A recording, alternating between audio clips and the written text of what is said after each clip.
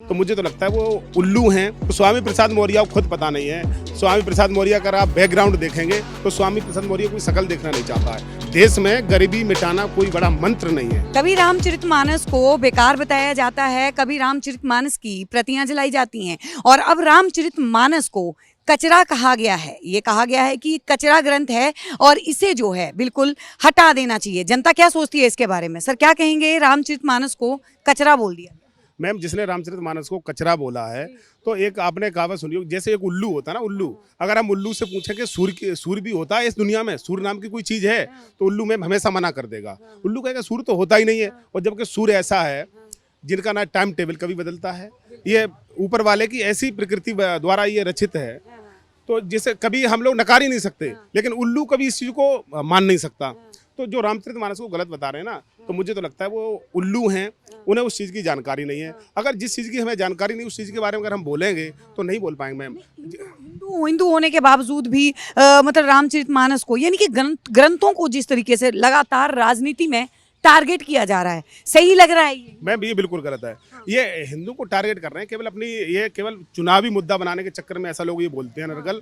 और जो ये बोल भी रहा है वो ये जो केशव देव मौर्य है, स्वामी प्रसाद मौर्य, सॉरी, जो स्वामी प्रसाद मौर्य बोल रहे हैं, तो स्वामी प्रसाद मौर्य को खुद पता नहीं है। स्वामी प्रसाद मौर्य अगर आप बैकग्राउंड देखेंगे तो स्वामी प्रसाद मौर्य कोई शकल देखना नहीं चाहता है। जैसे इन्होंने कहा था ढोल गमार शूद्र पसुनारी सकल ताड़ना के अधिकारी।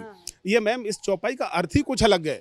जैसे कहते हैं कनक कनक से सौगुना मादिकता अधिकाय, और वो खाए बोरात है वो पाए बोरा है।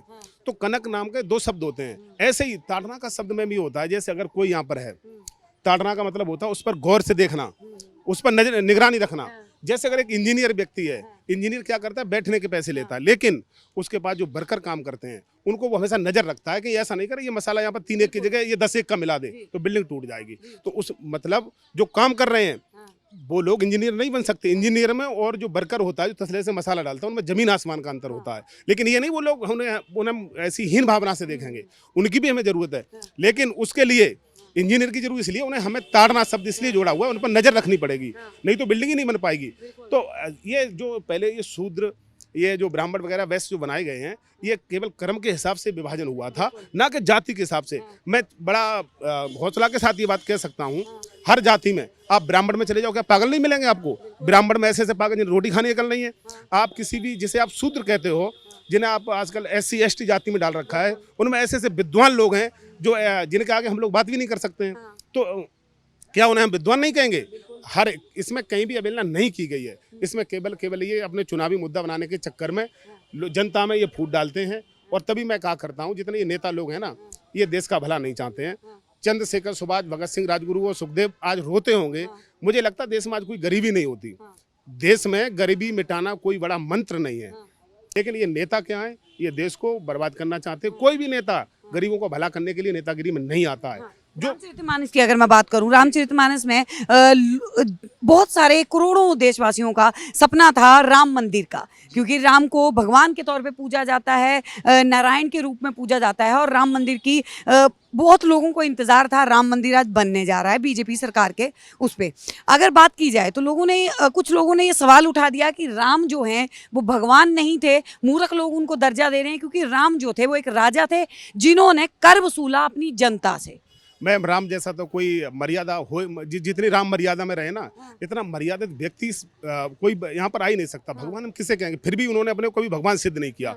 भगवान राम ने क्या किया था? भगवान राम ने ऐसा एक अवतार वो था, ऐसा अवतार कोई है ही नहीं, जबकि 10 अवतार हुए हैं।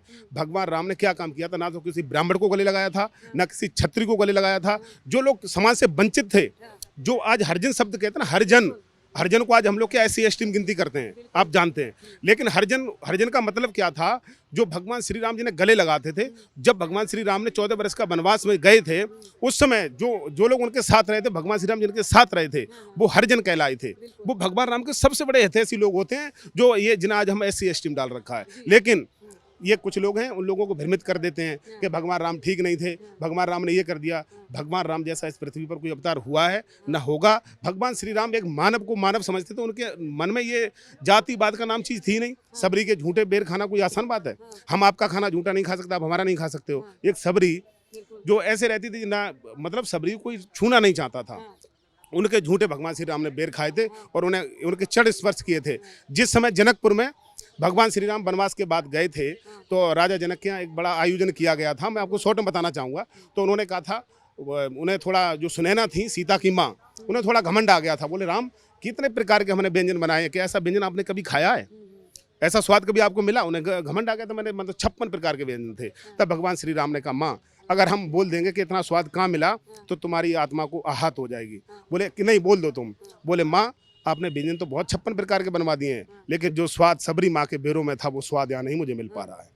तो भगवान श्री राम को नहीं नकारा जा सकता। आपने बैरों की बात करी, आपने खाने और उसकी बात करी। अयोध्या में एक नई पहल जो है वो होने जा रही है कि जो वहाँ पे रसोइये रखे जाएंगे या जो वहाँ पे सेवादार रखे जाएंगे वो सारे नीच जाति के होंगे। उन्हीं लोगों को जो है वहाँ पे कार्यभार दिया जाएगा। मैं वही तो मैं कह रहा हूँ, नीच जाति तो हम मान ही नहीं रहे हैं। जो भगवान राम के जो सच्चे हितैषी है ना, वो किसी में नीच क्या लगता है जो उच्च कोटि के ब्राह्मण और दूसरे जातियों को जो अपनी जातियों के ऊपर अपने आप को घमंड करते हैं, वो क्या फिर अयोध्या मंदिर में जाना स्वीकार करेंगे? मैं बिल्कुल करना पड़ेगा। अगर जो लोग विद्वान लोग हैं उन्हें ऐसा नहीं करना चाहिए। आज हर एक आदमी क्षत्रिय, हर एक आदमी ब्राह्मण, हर एक आदमी शूद्र है। जो अभी बॉर्डर पर सीमा पर लड़ाई लड़ते हैं वहाँ ऐसी कोई जाति के लोग नहीं जो बॉर्डर पर नहीं लड़ते हैं। और लेकिन मैं दावे से कह सकता हूँ बॉर्डर पर हर एक लड़ने वाला व्यक्ति क्षत्रिय है और जो वेदों का पाठन करता है वो हर एक व्यक्ति पंडित है। पंडित किसी की जाति नहीं होती है। पंडित हर जाति में पैदा हो सकता है, लेकिन ब्राह्मण एक कौम होती है।